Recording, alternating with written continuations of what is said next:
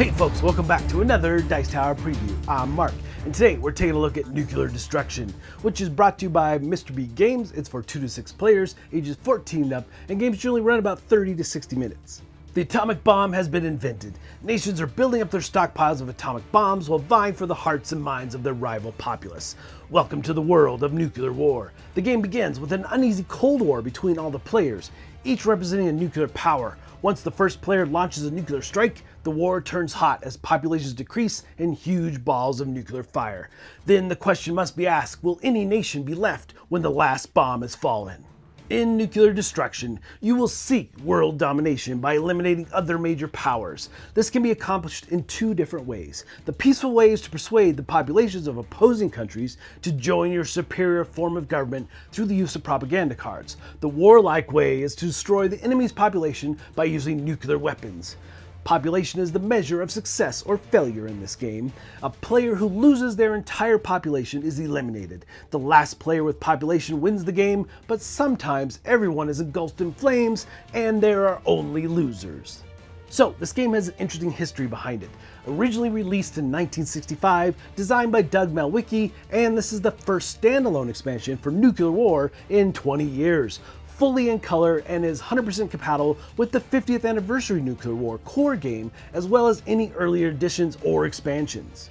And fast forwarding to today, Mr. B Games now owns all the rights to Nuclear War, as well as all the expansions and so forth, and their first entry here is going to be Nuclear Destruction, which gives the game slightly a new coat of paint as you dive in and check this out. Now I'm going to show you some screenshots of different things that are coming for it. The old playmat that you see here is from the 50th anniversary. Most of what you see here is from the 50th anniversary edition, which was also color. But I'm going to be diving in and showing you some of the new cards and things that are going to be happening within Nuclear Destruction. So what's new in this edition? Well, Nuclear Destruction is the 4th expansion for the Ameritrash Classic Nuclear War. It has full color cards and it's fully compatible with every version of Nuclear War, and it's also designed to stand alone, which is what's really cool about it for sure. Now, it can be combined with the 50th anniversary as well. Obviously, all the things can work together and play nicely. Now, first and foremost, you're going to have the full color rulebook with full rules for the Nuclear Destruction game, and it includes a comprehensive anti-missile chart.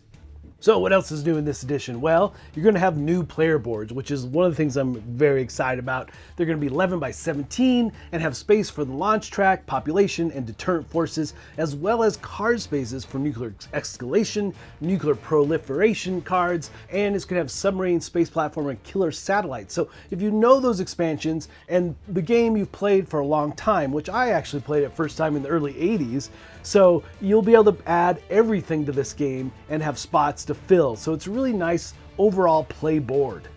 So obviously what you see here in front of me is not that new player board, but it's going to be a really nice addition to Nuclear Destruction for sure. Of course, we have to have the classic spinner. You can't have this game without it, no doubt. And also, you're going to have the nuclear escalation die. So this dice makes a return, and you can take a chance and deal extra few million population when you do damage. But you have to beware because you could get the mushroom cloud. And also you're going to have the population deck with enough population for up to 6 players. And finally, you have your Nuclear Destruction deck. It's 110 cards of destruction, so to say. Now, it includes all the cards from the weapons of mass destruction and many more that they're putting in for this game. So that's pretty much what's new in the game, but if you want more info about that, definitely go off to the campaign page and check it out. So if you don't know this game, it really is straightforward. It comes down to draw, slide, place, and flip. And that's really what you're doing on your player board. So you're going to draw a card, you're going to slide the cards up, you're going to place a new card in the last position, which is your second face down card, and then you'll flip the face up card and do what it says. Now, there are really 3 basic types of cards that you can put on your player board. First, we have propaganda. Now, this is a great way to steal population from your fellow players at the table. But also, you have basically 2 modes in the game. You have peacetime and wartime. As soon as someone launches a strike, well, then it's wartime. And in peacetime, you'll be playing propaganda cards, and some of the propaganda cards now have dual purpose, so they can be played during war. So before we take a look at those other two types of cards, it's important to note that your population deck is literally your life in the game. It is populations in the millions, 1 million up to 25 million, and you'll receive a number of these based on player count. Now, you will be making change through the course of the game because you might lose 2 million or 1 million here and there, and you might not have the exact number in your hand, but you'll make change from the main deck and so forth as your population is destroyed. And then we have cards known as delivery systems. You basically have rockets or bombers.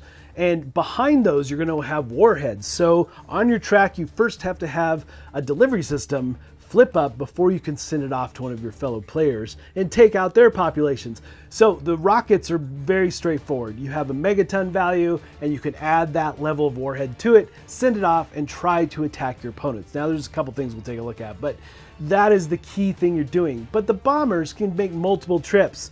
So you just have to pay attention to its overall megaton use. So you'll put the card under it, showing what you've used already. The flight can go and attack, and then on your next turn you can use it again for another warhead, as long as it's still in the game, because there are deterrents in the game. All kinds, missile deterrents. You've got anti-missile lasers, and so many ways to bring down those different missiles from different cards. So that is something to keep in mind. When someone fires at you, you can play this card to protect yourself.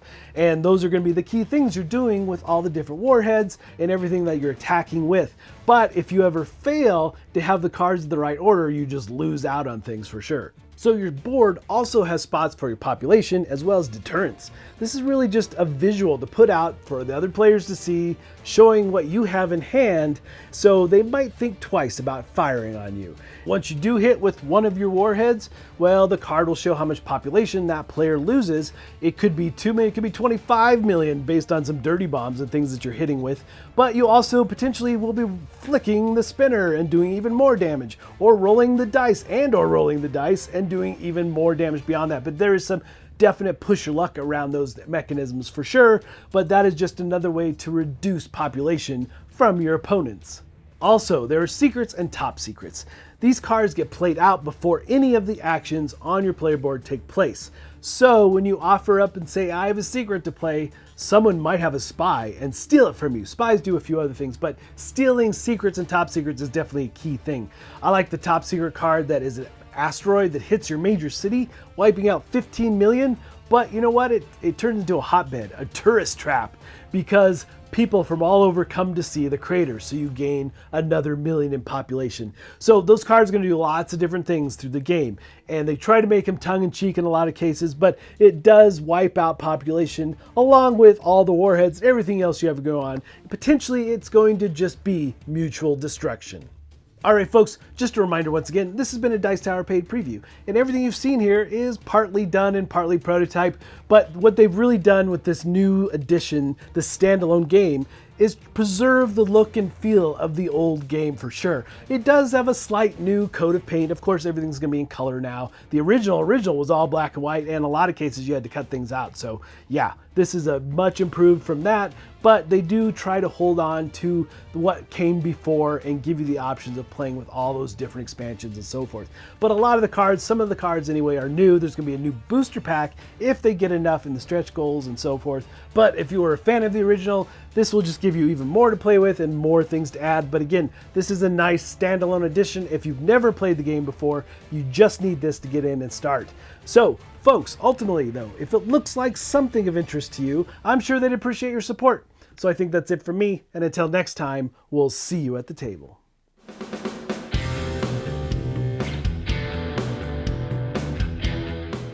Hey everybody, thanks for watching this video. If you like this review or whatever you just watched, wasn't it amazing? Check out our channel, Dice Tower. We have all kinds of things. We review games, we do top 10s, we play games live. It's all about board games, but especially the people who play them. Check out Dice Tower YouTube channel.